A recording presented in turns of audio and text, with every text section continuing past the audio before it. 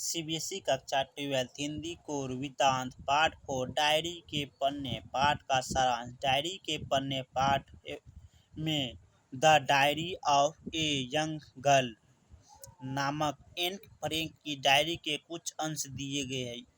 The diary of a young girl Anne Frank द्वारा 2 साल अज्ञातवास के दरमियान लिखी गई है। 1933 में फ्रैंक पार्ट के नगर निगम चुनाव में हिटलर की नाजी पार्टी जीत गई।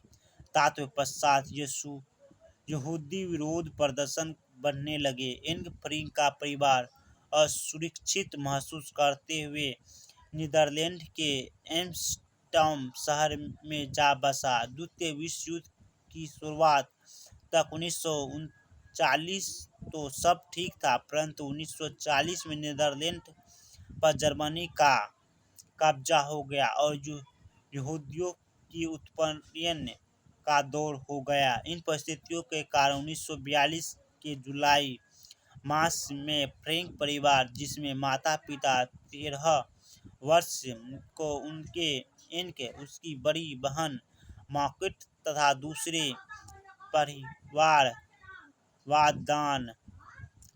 और उसका बेटा पीटर तथा उसके 7 अन्य वयस्क मास्टर डेयर 2 साल तक गुप्त वापस में रहा।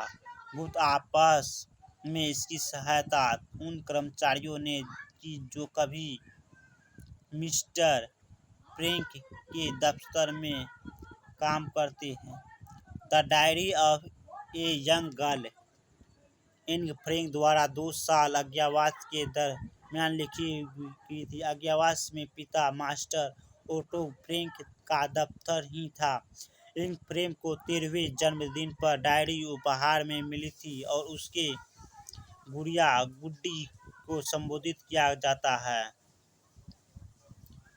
ए अज्ञातवास में पूरा दिन पहेलियां बुझाती, अंग्रेजी व फ्रेंच बोलती किताबें की समीक्षा करती, राजवंशी परिवार की वंशावली, देहाती सिनेमा और थिएटर की पत्रिका पढ़ती और उनके नायक नायिका के चित्र काटते बताते थी।